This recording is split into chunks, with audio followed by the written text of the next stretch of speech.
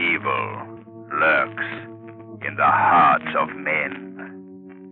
The Shadow knows.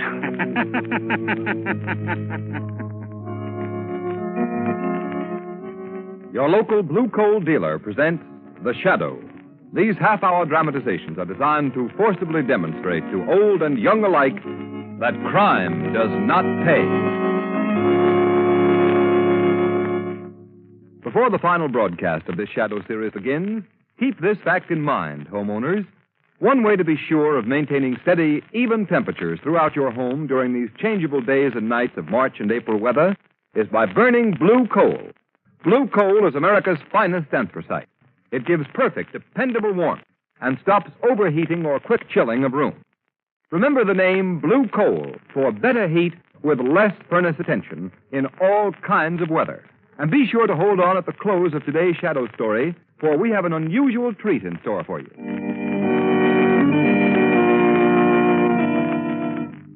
The Shadow, mysterious character who aids those in distress and helps the forces of law and order, is in reality Lamont Cranston, wealthy young man about town.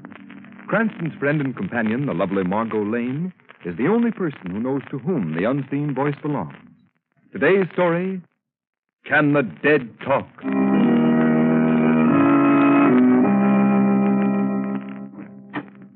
Oh, good afternoon, Miss Lane. Hello, Ames. Mr. Cranston in? Yes, Miss Lane. I want you... Hello, Margot. Hurry up, Lamont. We'll be late for Aunt Eliza's big charity benefit. She's been working on it for the last 6 months. Now, come on. Oh, all right. Get my coat, Ames, please. Yes. Honestly, Lamont, you're acting like a little boy who doesn't want to go to dancing school. You'll probably enjoy it. This man Voltaire is supposed to be very good. Margot, I don't like mind readers. He isn't a mind reader. He calls himself a mentalist. Well, it means the same thing to me. Well, I understand he's fascinating. When he's not performing on the stage, he goes around exploding the myths of haunted houses and things like that. He doesn't believe in ghosts. Oh, my... Your coat, sir. My coat? Oh, yes. Thanks, Ames. Listen, Margot, I've got to be back at 6 o'clock. There's a polo match at the Armory tonight. Yes, I know. I've got a front row seat.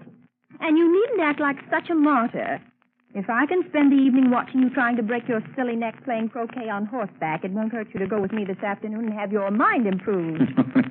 Deliver me from a logical woman. Very well. Lead on, Macduff.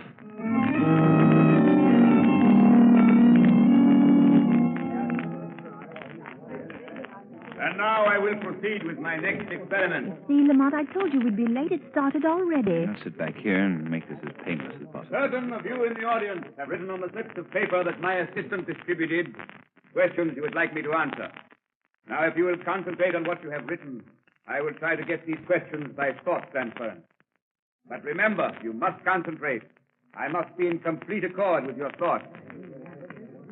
I get the initials, E.K. Someone with the initials E.K. wants to know the date of her marriage. I think it was...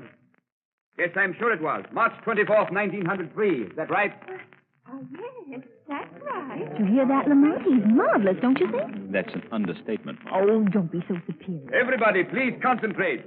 I cannot conduct this experiment in thought transference without sympathetic cooperation from my audience. Now I get the initials BDM. BDM wants to know the street, number, and city where he was born. Street is Walnut. The number 2124. The city, Philadelphia. Am I right? Gee, he got it. He's marvelous. How do you suppose he does it? Elementary, my dear Watson. Wait, please.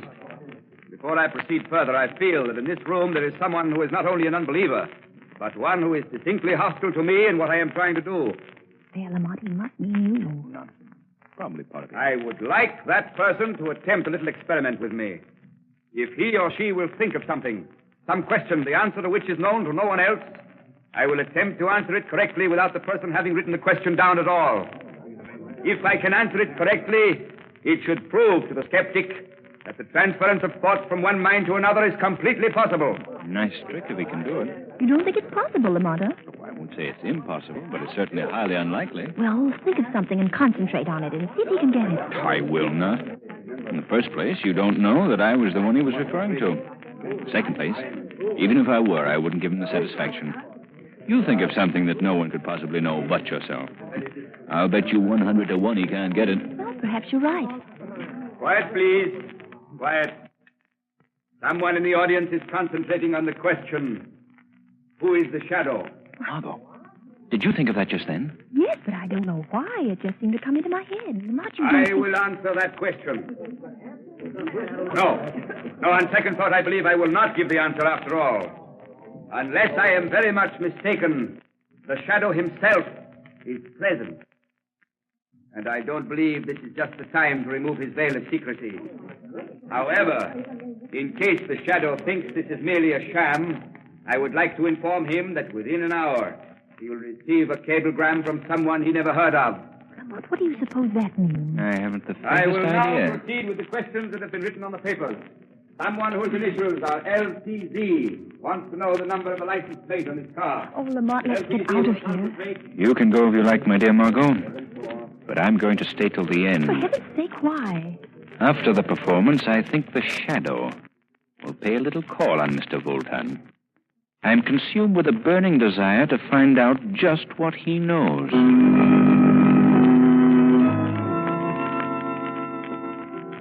Close the door, Emil. I wish to dress. Yes, master. Remove my boots. Yes, master.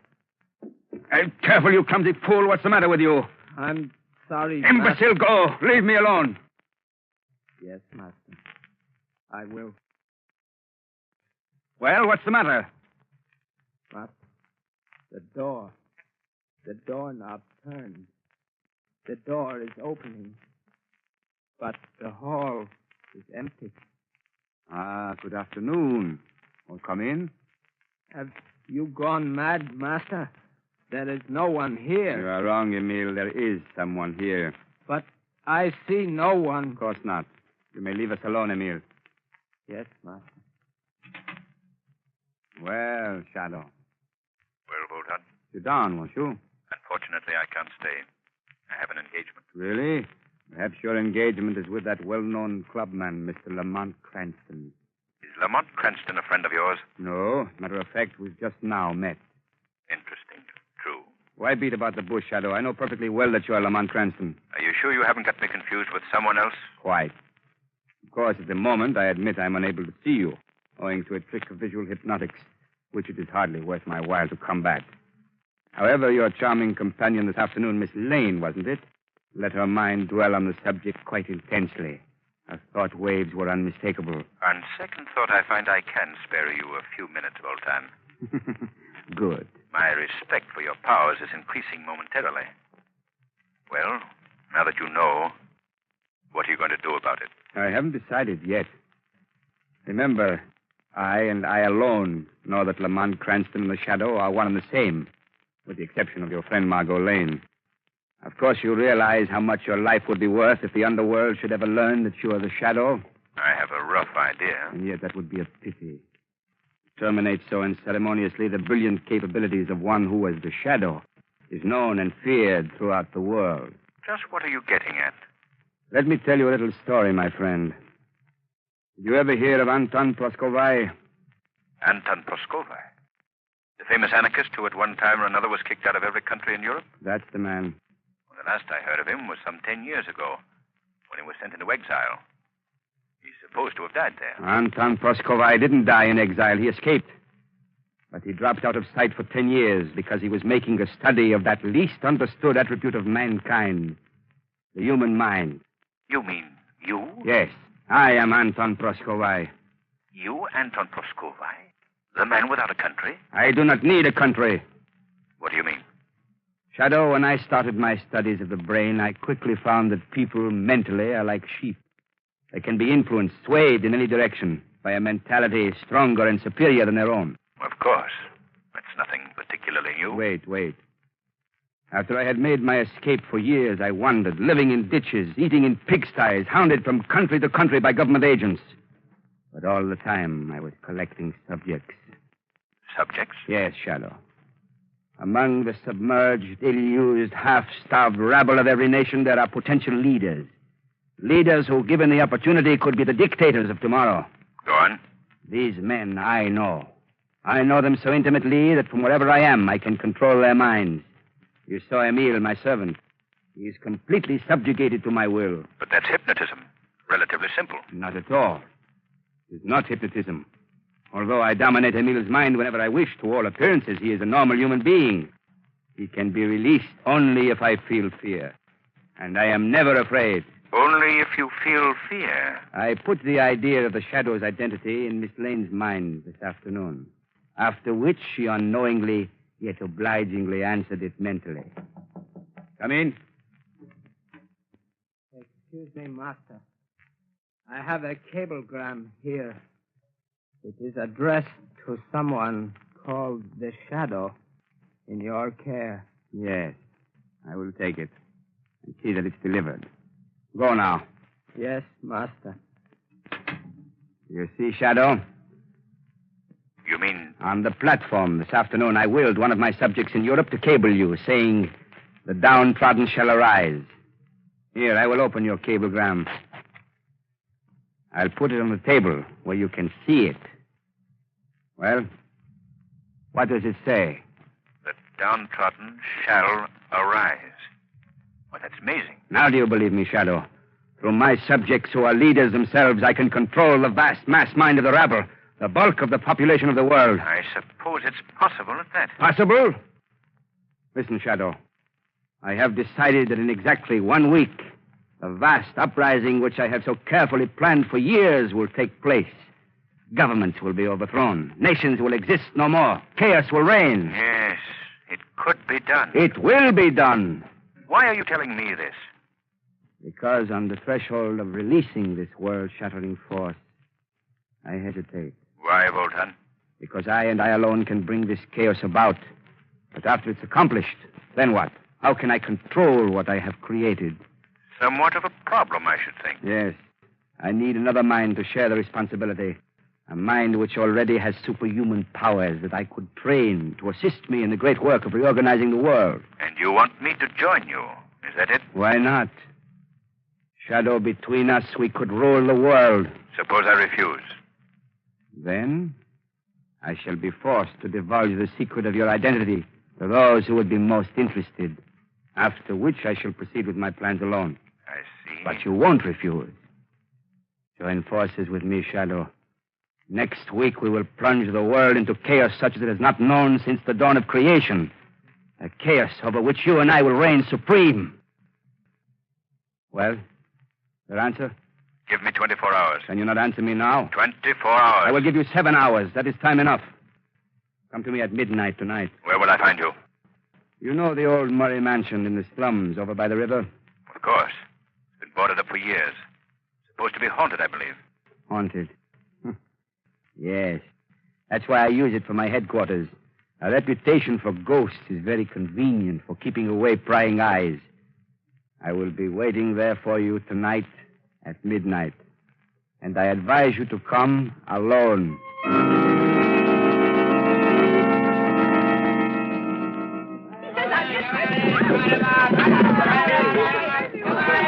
Well, Margot, Lamont is certainly distinguishing himself tonight. I never saw such I rise. wish he wouldn't take such chances. He's not taking any more chances than we are, sitting down here in the front row. He puts you pretty close at these indoor polo matches. Close? Honestly, Margot, any minute I expect to look up and find a horse sitting in my lap.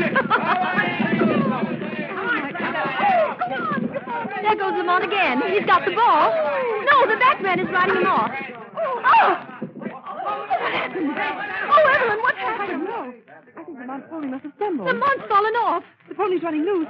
Lamont's still on the ground. Here, help me over this barrier. I'm going to. Hey, stand back. Give him here. Get a doctor. He may be badly injured. I can hear you. Don't Oh, Evelyn, he's hurt. He's lying there so still and white. Lamont, speak to me. Margot, now take it easy. Here comes Dr. Carlson. Oh, thank goodness. He's Lamont's doctor. All right, stand aside, please. I'm a doctor. Oh, Dr. Carlson, thank God you've come. Do you think Lamont's hurt badly? And I can't tell yet. I'll have to examine him. Well, what is it? Tell me, can't you? Miss Lane, I'd rather do anything in the world than tell you this. Oh. Lamont Cranston is dead.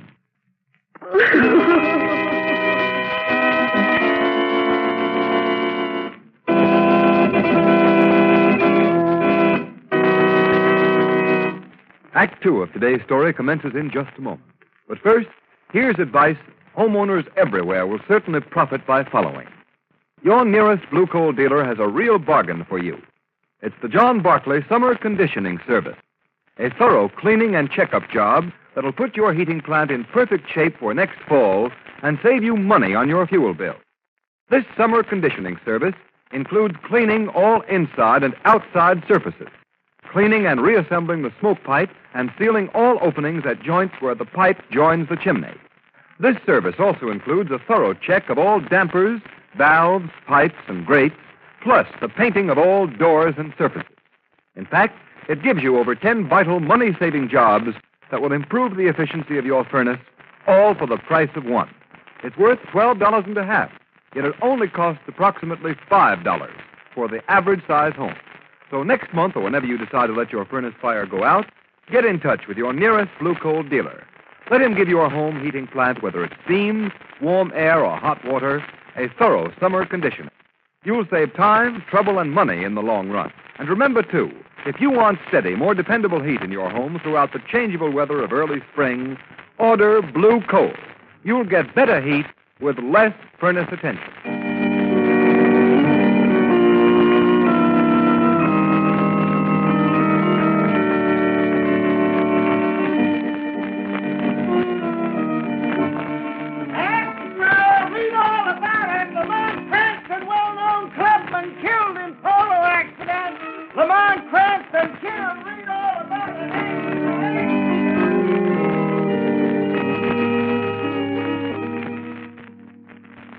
Now that everybody's gone, don't you think you'd better go home yourself and rest? Rest? How can I rest?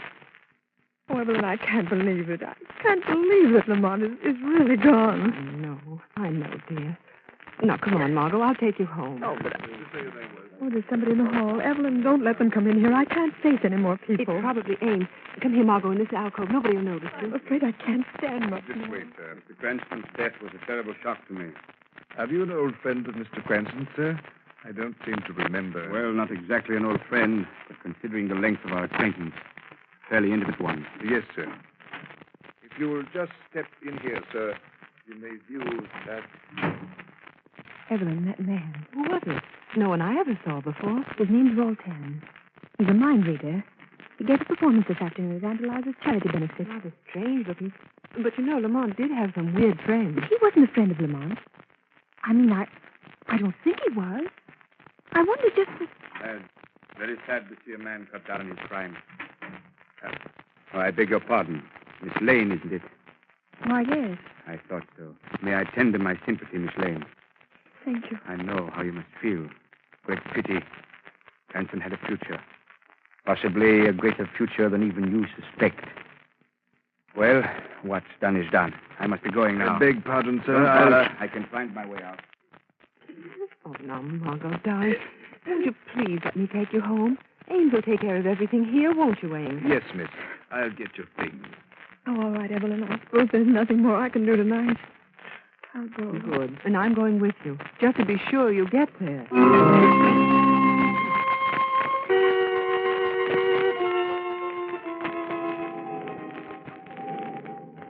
It's almost midnight, Emile. You may leave me now. Master, are you sure you would rather not have me to stay here? Stay? No, you fool. Why should you stay? I do not know. I do not see how you can remain here alone, Master. Night after night, there is something about this old ruined house. It is evil. Nonsense. What's evil about it? In the neighborhood, they say it is haunted. They say the ghost... Talk. That is all. There's no such thing as a ghost. To the trained mind, a ghost is an impossibility. Therefore, it does not exist. You understand? Yes, Master. I shall be quite all right. What's that? Just a loose shutter in the wind. Master is worried. I have never seen you so before. I've had rather an upsetting occurrence tonight. I must think things out. Go, Emile. Yes, Master. The usual time in the morning. Of course. Now go. Yes, Master. Yes, I go. Fool. Emile is an idiot, trying to frighten me with this old woman's tale about ghosts. Ghosts do not frighten me. Nothing frightens me. If I knew fear, I couldn't hope to control the world. So now Lamont Cranston is dead. I must proceed alone. But I must hurry before anything else goes wrong. I will not wait a week. Tomorrow I shall call upon my subjects to arise and kill. Tomorrow. It's a pity the shadow is gone. He would have enjoyed it. I could have taught him so many things. What a magnificent conception. The shadow.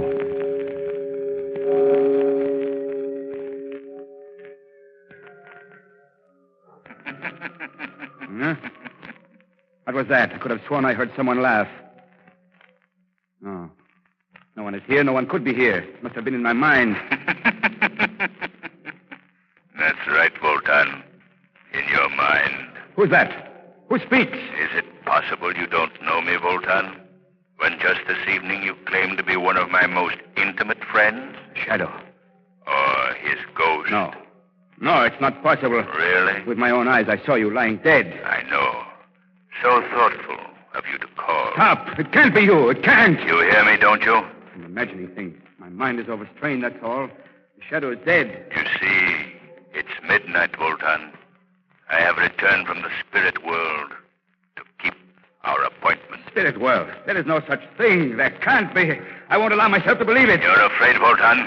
No. I'm not afraid. You are afraid for the first time in your life. You're afraid. At last, the thousands of subjects you've held under your spell are liberated, are free. Who's there? It is Emil. You must remember me, master. Your loyal servant, Emil. The one whom you've subjected to your indignities for so long. You've gone mad.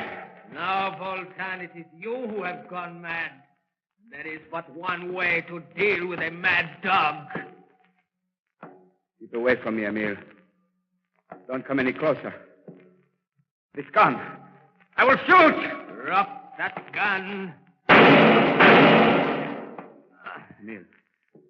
I didn't mean it. Stop, Emil. Stop following me! You wounded me, Voltan. But before I die, I am going to kill you. No. I'm not afraid of you anymore. You are afraid of me. No, don't touch me. Don't you... There. He's dead. I am free. At last. Oh!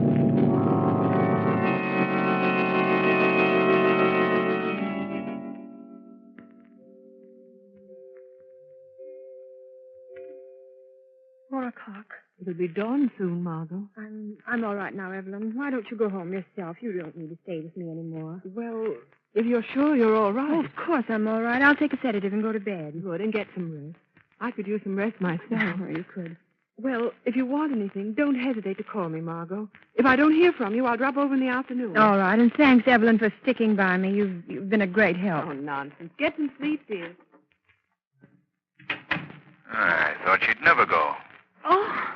Well, Margot, don't you know me?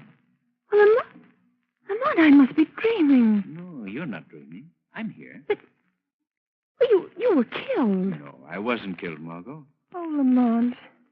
But I don't understand. I saw you lying there so cold and still. It was a trick, dearest. A matter of suspended animation. I wasn't even hurt. Well, then how... It's quite a common trick in India, and has been done in this country on several occasions. I've never had need to use it before. Voltan forced me to. How does it work? Well, I can best explain it by saying I threw myself into a cataleptic trance. My heart stopped. Everything stopped for a short time. I had even fooled Dr. Carlson. It'll be an awful shock to him when he sees me alive and well. You mean you did it on purpose? Of course, I had to. And you didn't tell me? I could tell no one, Margot. Oh, Lamont, how could you? I know what a shock it must have been for you, darling, but believe me, there was no other way. It was vitally necessary that Lamont Cranston should be thought dead, so that Voltan would keep his knowledge of the Shadow's identity to himself, until I had time to figure a way out. But, Lamont, why didn't you tell me and spare me the suffering? I wouldn't have given you away. I didn't dare take the chance. Voltan might have read your thoughts. A sinister man, Margot, with some rather extraordinary mental capabilities. Would it surprise you to know that he had perfected plans for a world revolt? He had? You mean he's... Yes. Voltan is dead. As the ghost of the Shadow, I faced him tonight in a haunted house. When he thought his mental powers were going back on him, he shot his servant, who very conveniently strangled Voltan before he died, too. Oh, terrible. I don't think so, Margot. There's quite enough unrest among nations today without the machinations of an insane mental genius. Yes, I think the world will be a great deal better off without Mr. Voltan. It's a pity that others with a like capacity for stirring up trouble can't meet the same fate.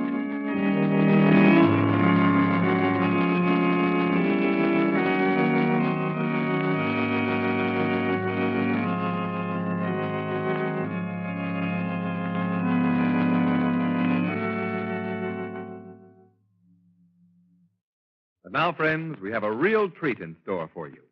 I want you to meet two grand actors. Our stars, Margot Lane, who in reality is the charming Agnes Moorehead, and Lamont Cranston, who's known in real life as Bill Johnstone.